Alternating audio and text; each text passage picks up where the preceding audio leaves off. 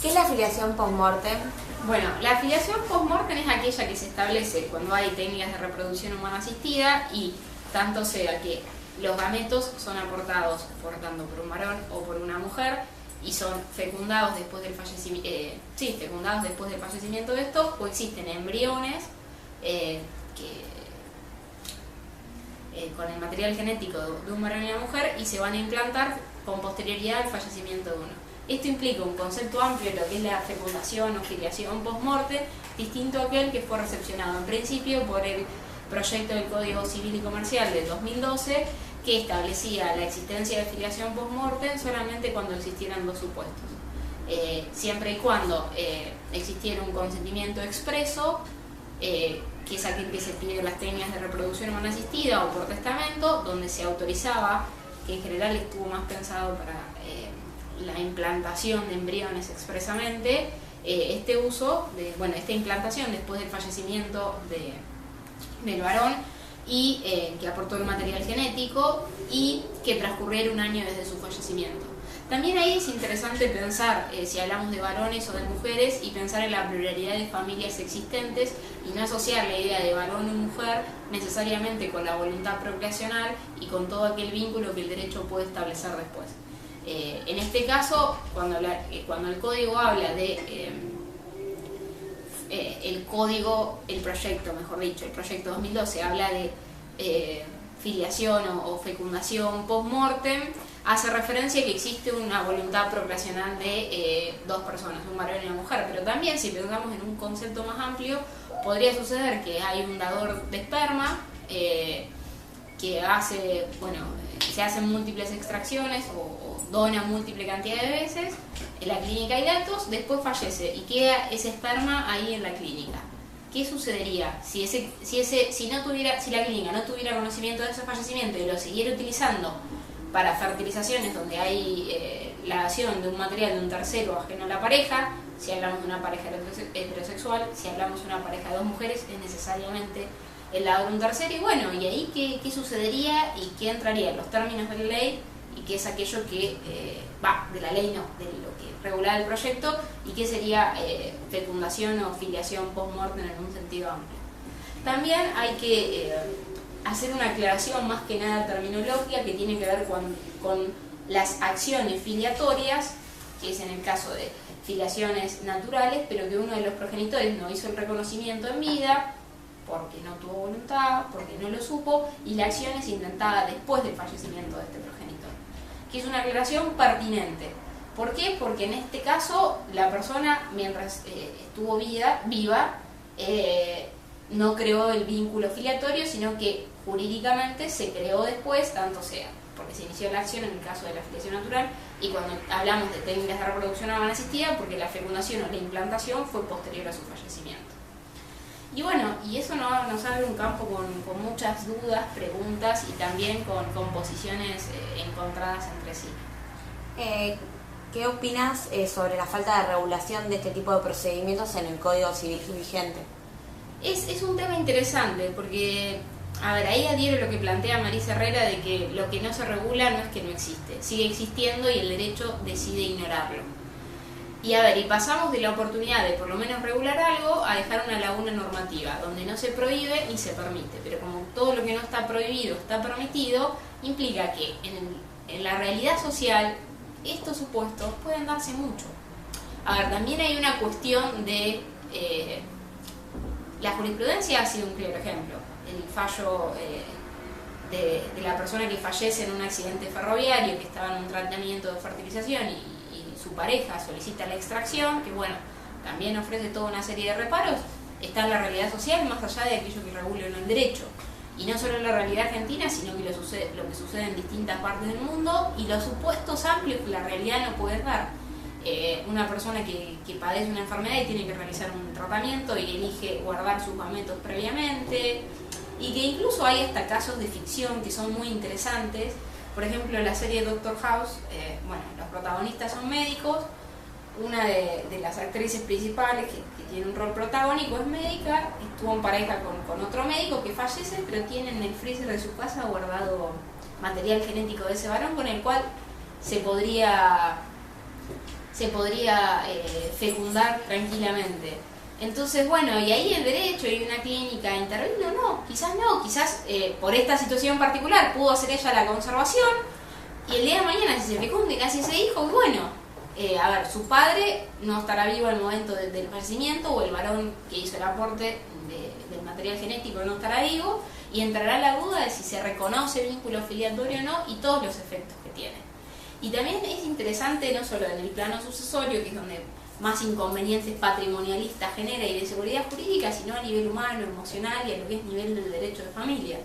O sea, establecer y construir la familia, quiénes son los integrantes, cuándo o cómo ingresa una persona a la familia, y el tema de, bueno, la afiliación por voluntad procreacional más allá del material genético, y también abrir el campo que, bueno, no asociar varón o mujer aportante del material genético con que tenga una voluntad procreacional o que en la vida de ese niño o niña ocupe un lugar parental, de madre, de padre, y pensar en múltiples formas de familia, pensar en las familias monoparentales, que no hay ninguna evidencia de que sean ni mejores ni peores que las familias compuestas por dos progenitores.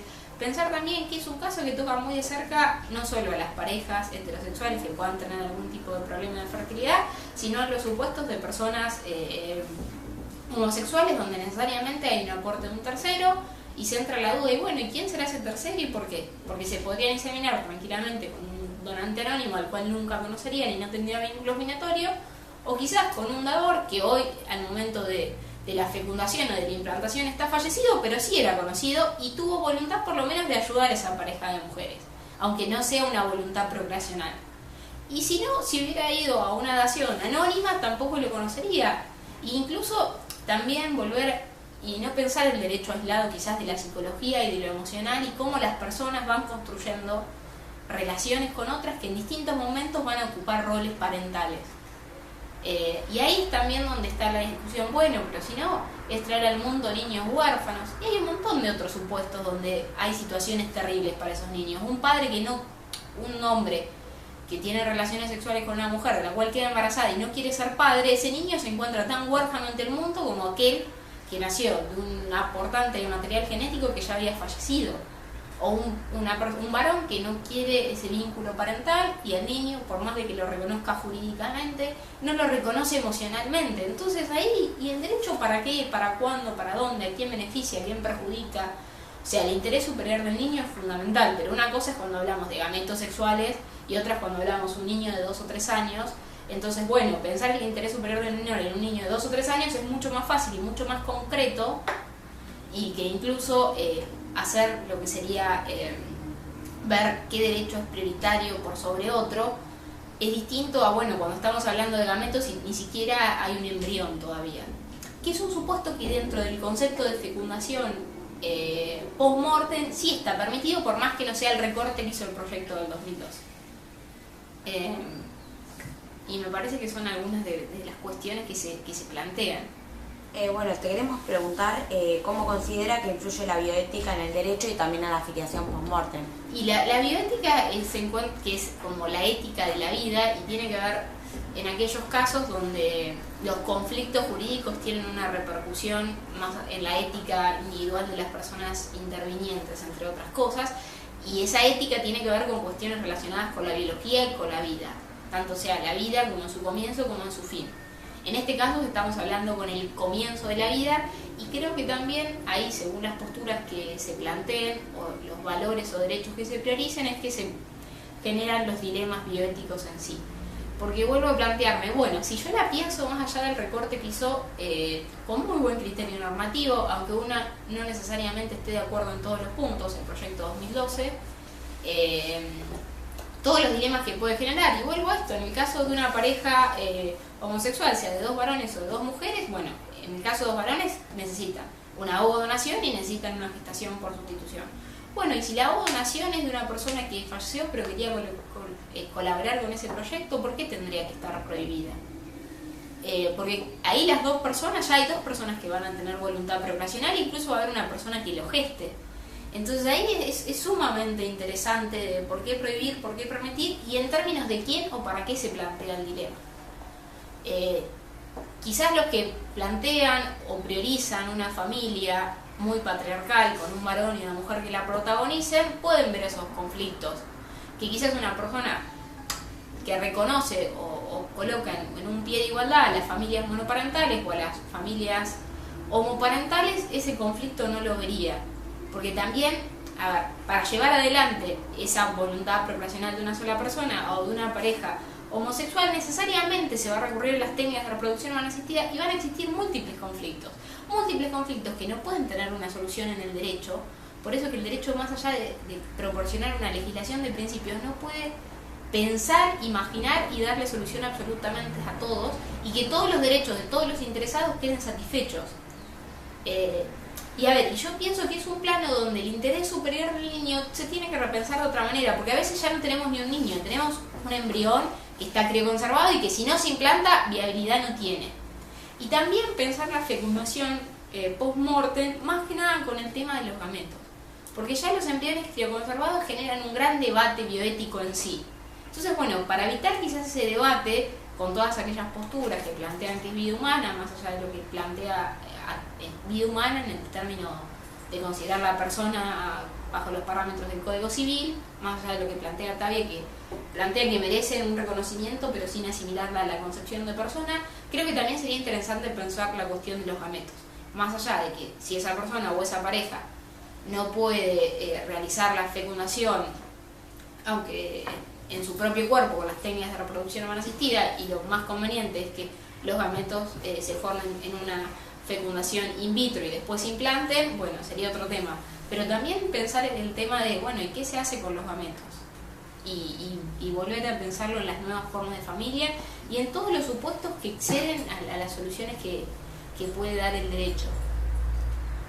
También te queremos preguntar cómo influye esta temática en el interés superior del niño. Bueno, como les planteaba, creo que el interés superior del niño hay que repensarlo, porque no necesariamente acá tenemos un niño y el interés superior del niño se encuentra en juego en otro montón de situaciones, sea por filiación natural o sea por filiación por adopción, y que el derecho no puede prevenir y tampoco puede solucionar. O sea, la falta de amor de un progenitor, el derecho no lo soluciona por más que cree un vínculo, como lo planteé anteriormente. O un padre que tiene situaciones de violencia hacia su hijo o incumple los deberes propios que le corresponden, como por ejemplo el de dedicar tiempo a su cuidado, el de dedicar alimentos. Entonces yo no creo que, acá el interior superior del niño sea el único parámetro a utilizar, cuando en el resto de la realidad social y las instituciones de derecho de familia se pone en juego todo el tiempo. Porque un progenitor que no hace aporte en cuanto a tiempo y a dinero en un niño que ya ha nacido, en su accionar está también en contra del interés superior del niño, y ello no quita que ya haya nacido y que otras formas de maternidad o de paternidad sean mejores o peores. También tiene que ver con una tolerancia a nuevas formas de familia que incluso el derecho las reconoce.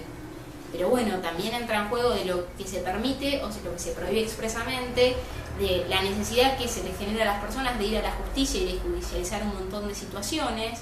También incluso lo que planteaba el proyecto es que esa fecundación esa implantación se podía realizar en el término de un año.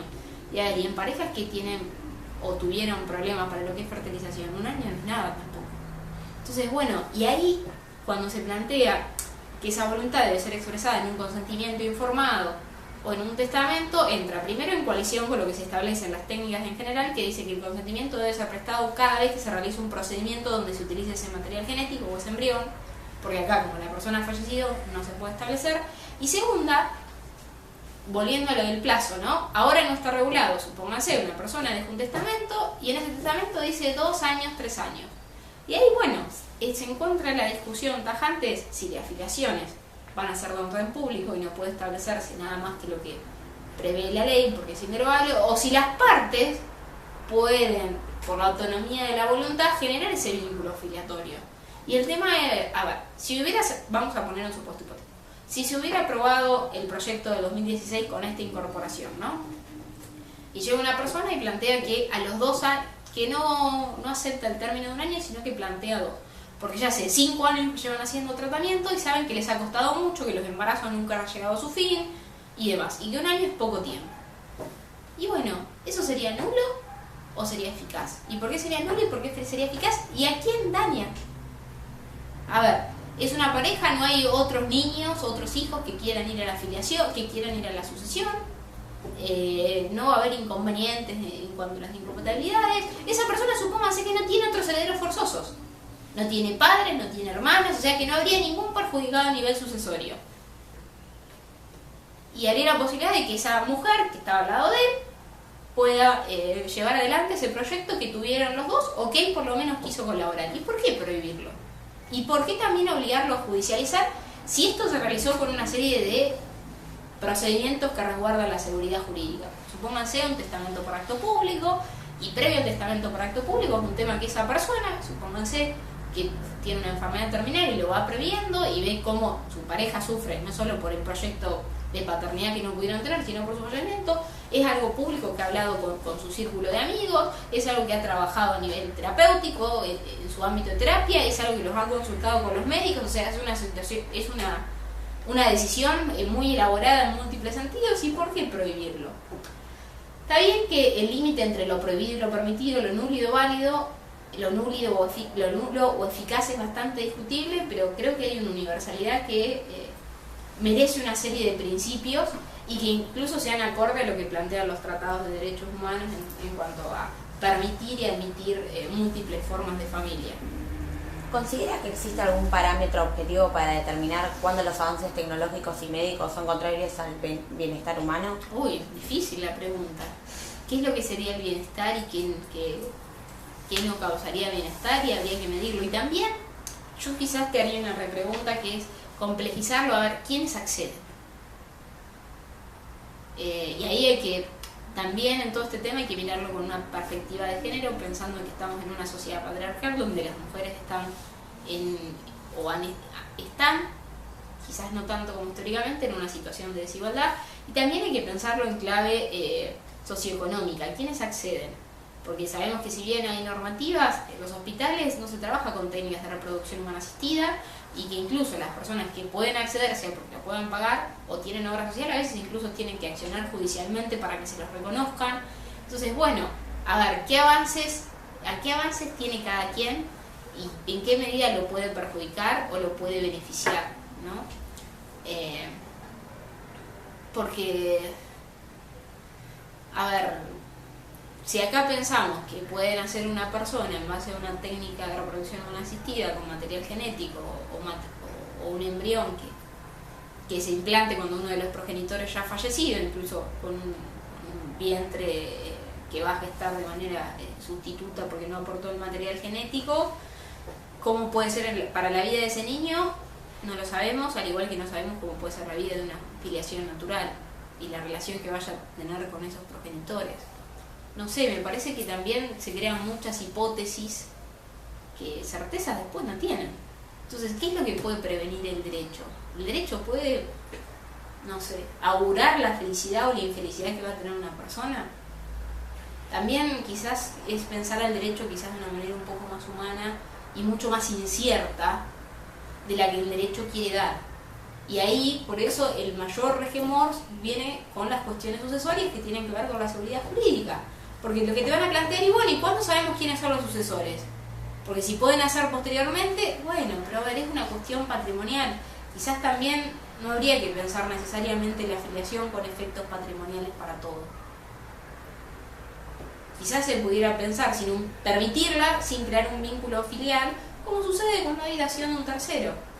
Entonces creo que es como un ámbito bastante complejo y como plantea Genelmacher, pensar en más que nada en los principios, pensar en la normativa constitucional y en base a eso usarlo como norte. Pero tampoco llegar a la laguna absoluta como nos encontramos ahora. Y bueno, son límites complejos y también, vuelvo a lo que plantea ella, pensar en una legislación de lo posible ante un montón de resistencias y un montón de incertidumbres en un mundo del riesgo, de lo líquido, como plantean las ciencias sociales, que bueno, no es fácilmente llevable adelante y aceptable y entendible por la sociedad en general. Eso es todo, muchas gracias. No, de nada.